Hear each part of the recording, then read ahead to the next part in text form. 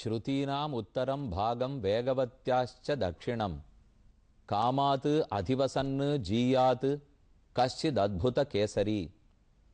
ஸ்ரீ வேதாந்த தேசிகன் காஞ்சிபுரத்துக்கு அருகே இருக்கும் வேளுக்கை என்னும் திவ்யதேசத்தில் எழுந்தருளியிருக்கும் நரசிம்மப் பெருமானுக்காக காமாசிகாஷ்டகம் என்ன 8 ஸ்லோகங்களை சமர்ப்பித்தார்.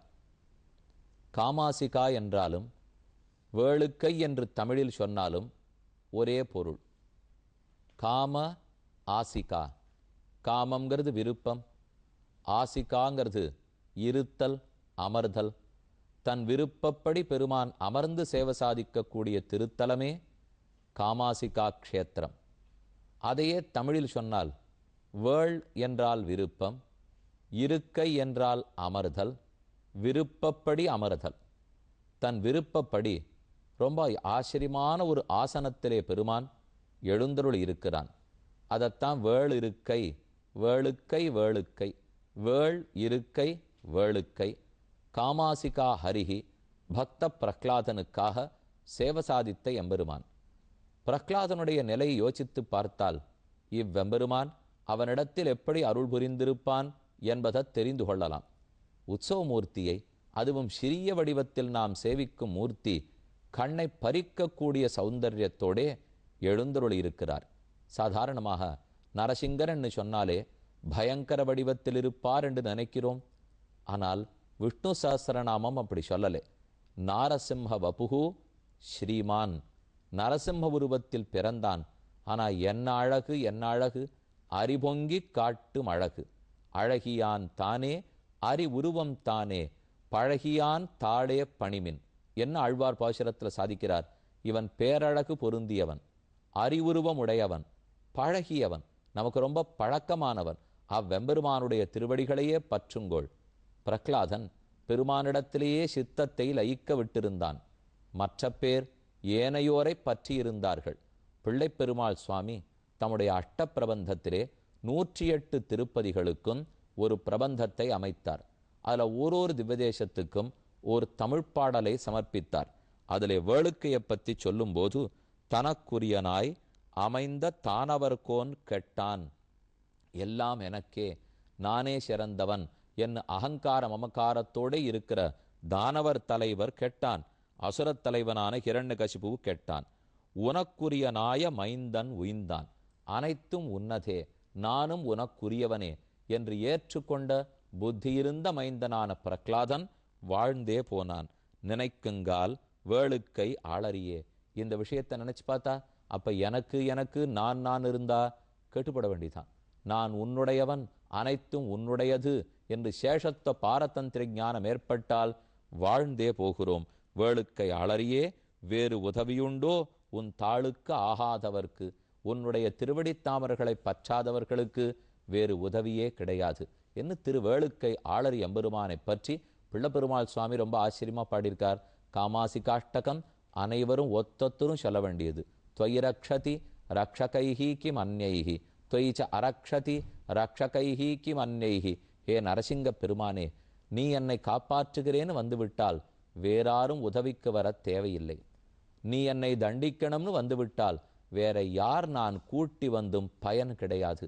அப்படியன்னோ உன்னுடைய பலம், அப்படியன்னோ உன்னுடைய திரள், அப்படியன்னோ உன் அருள் என்று ரொம்ப ஆச்சரியமா ஆழ்வார்களுடைய பாசுரம். வேதாந்த தேசிகனுடைய காமாசிகாஷ்டகம் அந்த வேளுக்கையாளரிய மனசுல வச்சுட்டே ஒன்று புரிஞ்சுக்கணும். அப்ப அவனுக்கென் இருந்தால் வாழ்ந்து போகலாம், நமக்கென் இருந்தால் தாழ்ந்து போகிறோம். அவனுக்கென்றிருத்தல் யாது? அதுதானே பக்தி புரிதல். பக்தி, பக்தினாலே பஜ சேவாயாம்னு தாத்து. பஜனம் பண்ணுதல்னா சேவை புரிதல். பெருமானை சேவிக்க வேணும், அவனுக்கு தொண்டுகளை புரிய வேண்டும், அதுவே நமக்கு பேரானந்தமாக இருக்க வேண்டும். அந்த தொண்டுகளை புரிவதே தானே பக்தி. பக்தியை பற்றி தான் குழந்தை இப்போ தகப்பனாரிடத்திலே விளக்குகிறான். எப்படி பெருமானிடத்தில் பக்தி பண்ணணும்? ஸ்ரவணம், கீர்த்தனம், விஷ்ணோஹோ ஸ்மரணம், பாதசேவனம், அர்ச்சனம், வந்தனம், தாஸ்யம், சக்கியம், ஆத்ம நிவேதனம். 7வது ஸ்கந்தத்தில் 5வது அத்தியாயத்தில் 13வது ஸ்லோகம். இது ரொம்ப முக்கியமான ஸ்லோகம். அனைவரும் நன்னா ஞாபகம் வச்சுங்கோ. முதல்ல பெருமானை பற்றி கேட்க வேண்டும். சிரவணம்தான் முக்கியம். காதார அவனை பற்றி கேட்க கேட்க தானே அவன் பெருமையே புரியும். காதில் நன்னா வாங்கினுட்டோம், வாய் சும்மா இருக்குமா? கீர்த்தனம், அப்புறம் வாயார பாடுவது முக்கியம். ஸ்ரவணம், கீர்த்தனம், விஷ்ணோஹோ ஸ்மரணம், பாத சேவனம், இடைவிடாமல் அவனை பற்றி நினைக்க வேணும். ஒரு விஷயத்தை நிறைய நேரத்துக்கு நாம் நினைக்கணும்னால் அதை பற்றின பெருமை நம்ம மனசில் படணும். அப்போ தான் அதை நினைக்கவே நினைப்போம். இப்போ திடீர்னு இந்த மோதிரம், ஒரு தங்க மோதிரம் இருக்குது, இதை கொஞ்ச நாளைக்கு நினைனா எத்தனை நாள் இதை என்னால் நினைக்க முடியும்? ஏன்னா இது ஒன்றும் பெரிய பெருமையெல்லாம் இதுக்கு கிடையாது, வெறும் மோதிரம். திருப்பி பார்த்தேன், ஓ இதில் திருவேங்கடமுடையானுடைய திருவுருவப் படம் இருக்குது, ஸ்ரீனிவாச பெருமாள், இன்னொரு அரை மணி 1 மணி நேரம் நினைக்க முடியும். இப்படி ஒரு பெருமை சேர சேர ஒரே விஷயத்தை பற்றி நிறைய நேரம் சிந்திக்கிறதுக்கு முடியும். பெருமானை பற்றி நிறைய சிந்திக்கணும், தியானிக்கணும்னு சொன்னால் அப்போ அவனை பற்றி கேட்டிருக்கணுமே. கேட்க கேட்க உள்ளுக்குள்ள விஷயம் அலமோதும். அது நிறைய இருக்க இருக்கத்தான் அவனை பற்றின சிந்தனையே விரியும். அதனால தான் ஸ்மரணம், பெருமானை பற்றி நினைத்தல். ஓஹோன்னு தியானிக்கணும்னு கூட இந்த இடத்துல சொல்லப்படலை. நம்மாழ்வார் சாதிக்கிறார், மற்றொன்றில்லை சுருங்கச் சொன்னோம் மாநில தெவ்வுயிருக்கும், சித்த வேண்டா சிந்திப்பே அமையும். ஒன்றும் அங்கங்கே பதட்டப்படாதீங்கோ, ஒன்றும் பெருசாக பெருமானை அடையறதுக்கு கட்டப்பட வேண்டாம், சிற்ற வேண்டா, சிந்திப்பே அமையும். அவனை பற்றி நினைத்தா போராதா? நரசிம்மனுடைய திருமேனி அழகு, மனித உருவத்தையும் மிருக உருவத்தையும் கலந்த நேர்த்தி, ஒரு சிறுவன் கைகாட்டினிடத்திலே தோன்றின நேர்மை, இப்படி ஒன்றுன்னா எத்தனையோ இருக்கே பெருமானை பற்றி நினைக்க. அதான் ஸ்மரணம்.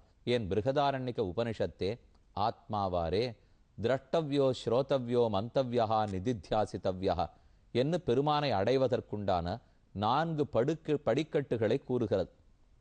ஸ்ரோதவ்யா, பெருமானை பற்றி நன்கு கேட்க வேண்டும். மந்தவ்யா, அவனை மனனம் பண்ண வேண்டும். நிதித்தியாசித்தவ்யா, இடைவிடாமல் தியானம் பண்ண வேண்டும். திரஷ்டவ்யா, கடைசியாக கண்டுவிடுகிறோம் என்ன இவை படிகள். அதை போலத்தான் இங்கேயும் குழந்தை சொல்றார். ஸ்ரவணம், கீர்த்தனம், விஷ்ணோஹோ ஸ்மரணம், பாத சேவனம், பெருமானுடைய திருவடி தாமர்களுக்கு சேவை புரிய வேண்டும். அவனுடைய திருவடிகள் நித்தசூரிகளுடைய தலையை அலங்கரிப்பவை.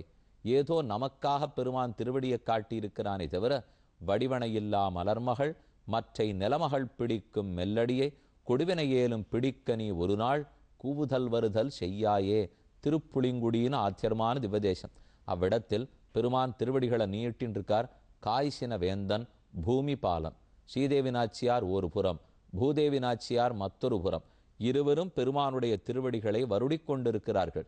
இந்த திருவடி கிடைச்சுடுத்தே, இனி மத்தனையும் நமக்கு புல்லுக்கு சமந்தான். ஏன் இந்த ஸ்லோகம் தெரியுமே? யோ நித்யம் அச்சுத பதாம்புஜ யுக்ம ருக்ம வியாமோகதஸ்ததிதராணி திருநாயமேனே அஸ்மத்குரோஹோ பகவதோஸ்ய தயைக சிந்தோஹோ ராமானுஜஸ்ய சரணௌ சரணம் பிரபத்யே. அச்சுதனுடைய திருவடி தாமர்கள் கிட்டிற்று பொற்சாமரை அடிகள். உடனே அதை தவிர மற்ற அத்தனையும் புல்லுக்கு சமானமாக ராமானுஜர் மதித்தார். அப்ப பெருமானுடைய திருவடிகளே நமக்கு சொத்து.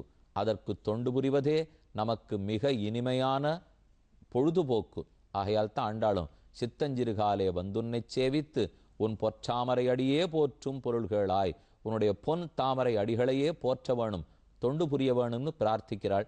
நாம சரணாகதி அனுஷ்டிக்கணும்னாலும் பெருமான் திருவடிகளில் தான்.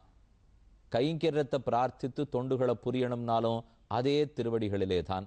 நம்மாழ்வார் பிரார்த்தித்ததே உன் அடிக்கீழ் அமர்ந்து புகுந்தேனே.